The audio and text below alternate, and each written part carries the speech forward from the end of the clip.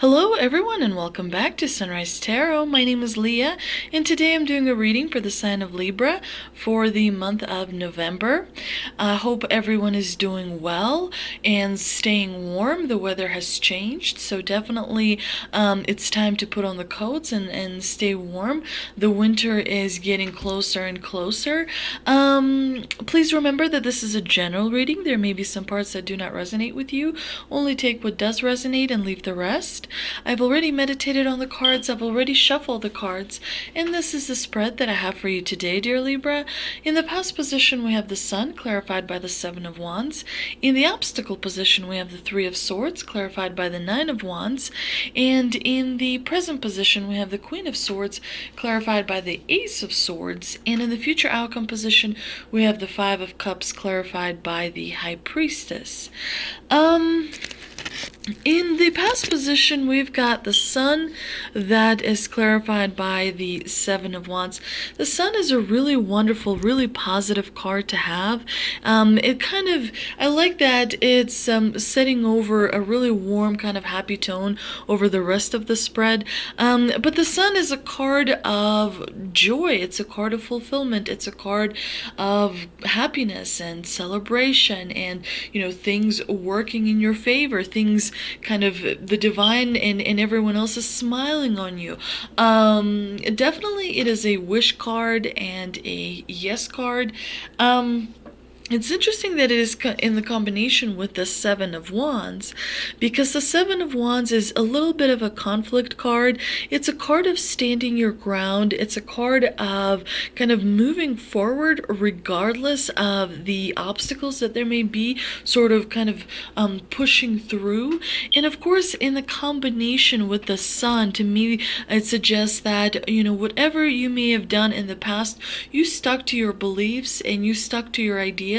And due to kind of having and keeping that faith, things worked out for you and you were successful and you continue to sort of rely on that foundation to this day. In the obstacle position, we've got the Three of Swords clarified by the Nine of Wands, and definitely the Three of Swords is a bit of a difficult card to have, but the Three of Swords is a card of hurt and betrayal and grief and loss. But in the obstacle position, it actually has lighter qualities. It actually brings in a little bit of relief and a little bit of healing. I mean, definitely there's still, very, very raw kind of emotion associated with the loss and the grief, but it's moving towards kind of healing, and it's moving towards accepting sort of and letting go of things. Sometimes the Three of Swords in the obstacle position could mean asking for forgiveness, perhaps asking for forgiveness from yourself, perhaps asking from others, but definitely there's a very strong desire to move forward. And the Three of Swords is not as strong, for example, as like the Ten of Swords, right? Definitely, the Three of Swords is a disappointment, but it is disappointment that you are strong enough to overcome and put behind you as well. The Nine of Wands is a card of perhaps experiencing delays, setbacks, definitely, perhaps plans being canceled due to, various things and inability, for the schedule to kind of align. It could be that you may feel a little bit defensive about something. You may feel a little bit kind of like you have too much responsibility, you have too many kind of people to perhaps answer to, but definitely there's a little bit of a slowdown in the month of November that you're going to experience. It's going to be a little bit quieter than you are perhaps used to. Definitely the combination here actually suggests that if you put enough, effort into it and put enough work into it, you will actually be able to move through, and you'll actually be able to be successful. There may be some external stresses that you may experience. There may be some outside influences that you kind of need to watch out for and make sure that you don't allow to kind of influence, your everyday activities and everyday life. Definitely make sure that you kind of keep the toxic energy out. With the Nine of Wands, the Wands are fire element, and fire can be a little bit impulsive. It can be a little bit unpredictable. So make sure that you don't, make any drastic moves. Make sure that you're methodical and you kind of carefully consider everything that you are doing. In the present position, we've got the Queen of Swords clarified by the Ace of Swords. The Queen of Swords is someone who is very direct. She sometimes is known as the Ice Queen. She's got nothing to do with emotions, So definitely there could be a challenging situation in the month of November. The swords are a suit of challenges. The swords are they do bring benefits. They do bring wishes come true, but there's always a cost that is associated with the swords. It's a very analytical type of energy, kind of very, very rational, doesn't have a lot of intuition associated with it. But definitely the Queen of Swords is someone that moves forward, an authority figure, definitely who's independent and smart and confident and able to communicate extremely, extremely carefully and able to cut out people or situations that are not kind of serving well. And of course, the Ace of Swords is also similar to the Queen of Swords in the fact that there's no confusion. There's very kind of precise clarity and truth. It could be that sometimes you kind of go about your day and there could be like a person that you see that can tell you something really forward, that kind of jolts you, and you start to realize that there's certain kind of truth that is associated with the situation you may find yourself in. But the good thing about the Ace of Swords is that there's definitely a new beginning coming. The divine and the angels and the spirits are bringing the sword to you, which suggests victory. The Ace of Swords is about victory and triumph and being right. However, sometimes when you choose to be right, that may hurt people. That may kind of rub them the wrong way, the smarter people that I've known in my life usually present truth in the most kind of really, really soft, wonderful manner, because truth obviously is something that can be a little bit hurtful for people, and so when you see swords, that is a little bit of a warning that there may be some kind of messages that are coming towards you. They may be a little bit cold and a little bit direct, but the combination of the Queen of Swords and the Ace of Swords suggests to me that you may be kind of searching for meaning in terms of, the Ace of Swords is new beginnings. So when you see the Ace, it always, especially the Ace of Swords, it is basically telling you that you need to figure out and have a strong plan for the next 5 years or for the next 10 years. Basically, look at your long-term kind of projections and where are you moving, and are you hitting all the goals sort of along the way, or are there things kind of falling through the cracks?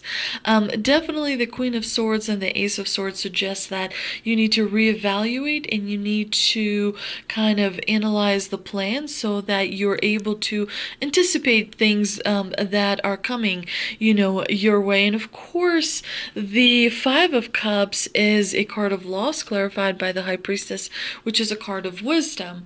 The Five of Cups is a card of loss, and it does mean that there may be something coming up towards the end of the month of November where you may feel like you are regretting something, where you may feel like you've lost a little bit of ground, kind of like maybe, a relationship that you really valued became a little bit less strong. And, that is kind of upsetting. Definitely make sure that you kind of are aware what kind of emotions you have towards the end of November, and make sure that you focus on the positive emotions, because sometimes we tend to become addicted to negative emotions where it's kind of the cycle that continues. The Five of Cups here is a warning that you want to reevaluate how you see a situation so that you also see benefits, not just what may go wrong, but also benefits of that, what may go wrong. Because maybe, what is yours, the divine will never take away. So definitely the divine here is maybe asking you to reevaluate how, the perspective that you may have. And of course, the High Priestess is a wonderful card, but she is a card a little bit of secretive knowledge. So there may be something that you're not aware of. There may be something that perhaps if you were aware of, you wouldn't feel, a little sad. Perhaps it would actually make you, feel better. But the High Priestess is all about intuition. It's all about a person who kind of senses what is below the surface. She's all about sort of information that is not in the open, that is hidden. And definitely the combination here suggests that you may feel the need to change, or you may kind of pick up on a situation where you feel like, things around you are not moving in the direction that you want them to move, and so you may feel like you want a little bit of change to make yourself feel better. And so the divine here suggests that you may want to focus on things you always wanted to do and pursue that. Remember that, it's very kind of important not to repress your emotions. It's very important to let them, be free. So if there is sadness, then feel sadness. If there's anger, then feel anger. But definitely, set a limit of time that you feel that. And then, of course, you move on for, greener pastures. Let's see what 3 energy oracle cards have for us. I pulled 3 energy oracle cards as well, and they are Indecision, Temple Path, and Adjacent Possibilities. Definitely, the Indecision card is a bit of a warning from the divine that you need to do your best in achieving a decision, as, feeling indecisive may actually, be more costly than going with the wrong decision, because at that point you can actually gain experience, perhaps make connections, and actually get further rather than not make a decision at all. And of course, the Adjacent Possibilities is all about paying attention to and being aware of things that are happening around you, because even when the situation seems a little bit stressful or dire, there may be people who will kind of casually mention something or point something out that could actually kind of stir up an idea inside your mind and kind of make you feel like you can pursue something new, opportunities that you otherwise would not have noticed. The Temple Path is a card that reminds you to kind of get in touch with the spiritual side of things. Receiving this card represents your own spiritual evolution. The winding path you're on leads to a blessed temple and a lovely garden symbolizing the spiritual destiny your soul has had in mind for this lifetime. This card upright is here to tell you that What you're going through now is all part of your soul's process. You're on your karmic path and heading in the right direction, and the choices you make now are important for your personal growth and life lessons. The lights around the temple represent the spirit world, your family members and friends, angels and guides, all the loving spirit helpers that are there to assist you. Call upon them and be open to their wisdom and inspiration. This is a wonderful life expanding time, so keep in mind your personal priorities as well as your spiritual connection. Following your higher intentions will help you move your life forward in dramatic ways, and connecting with spirit and your higher self will have a wonderful influence on all that you experience. Also connects with the Queen of Swords here and the Ace of Swords as well. I am starting to realize now that it's not just about making a plan for the future, although that is the main message behind the combination here. The divine does want you to have a clear plan that is going to wait, that is going to help you, experience life and create a better experience for those around you as well. But, it's also about searching for something that means something to you. So as you are kind of working on a goal for 5 years, 10 years, 15 years, you also need to remember that that time has to be filled with something meaningful. And so the spirit here is making sure that you actually kind of focus on that. What is important to you? What kind of makes you feel excited? What makes you feel like it's really important? Some people get involved with the environment, others with animals, someone else gets involved with kind of being active in the community. But there's got to be some kind of a goal that has meaning inside of it, which will sustain you and provide you a much more kind of excited experience of life. But also to realize as well that as you move through that 5, 10, 15 year goal, there will be challenges. There will be times when you will question yourself and ask, well, why did I choose this particular strategy in this particular direction?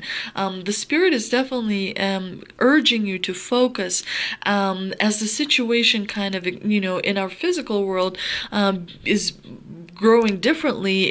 The spirit is kind of directing your vision on the inside of you, because that's where meaning is originates for you. Let's see what we can clarify with the 3 answers from angel cards I pulled, and they are opportunity, success with an exclamation point, and helpful people. Very supportive, really, really very supportive. The opportunity, of course, relates to the adjacent possibilities card as well. So definitely make sure that you keep your eyes open, because there are times when the opportunities come, stay for a short amount of time and leave. So this is important as the divine is kind of concentrating your intention on the fact that you may not want to miss something that is important. So make sure that if you feel sad, make sure that you're not completely unaware of things that are happening around you. And definitely success. There's going to be success either in your professional side of things or personal kind of area of your life as well. And make sure that you reach out to people for support. But Libras are generally good. All the Libras that I know generally do reach out for support to other people. So that's just a reminder from the divine that there's a reason why we all work together. We have to, because if we all separate and we're not united, then we're not going to achieve very much. So make sure that you do reach out to people. And sometimes it's not just for like physical support, oh, help me, I don't know, bring this couch on the second floor or something. It's also moral support, and it's also kind of friendly kind of support, to sometimes you need to talk to people who are kind of have the same spiritual sort of ways ways of thinking. That type of support is also very important, especially during this time. The month of November, Libra, looks really, really amazing actually for you. There is going to be tension, there's going to be stress, that is expected. And, stress around holidays is kind of inevitable sometimes, and especially this year, which seems to be a little bit different than other years. Many people are deciding, should they travel, should they stay, and sort of weighing all those different things that are happening. But you also have this amazing opportunities coming your way. You have this incredible success that is happening. So it seems like quite a really balanced month. And you have the High Priestess. She's not just about secretive information, but she's also about balance, and she's more importantly about patience as well. So the divine here does tell you that during the month of November, you want to make sure that you are patient. It could, if it's a stressful situation, you want to make sure that, in order to not lose any advantage that you may have, it's important to stay calm. It's important to not react. It's important to kind of continue in the direction that you sort of set out to begin with. I hope you enjoyed this reading, Libra. If you did, please like, share, and subscribe. Please feel free to leave any comments. I enjoy connecting with your energies. Thank you so much for visiting my channel, and I will see you next time.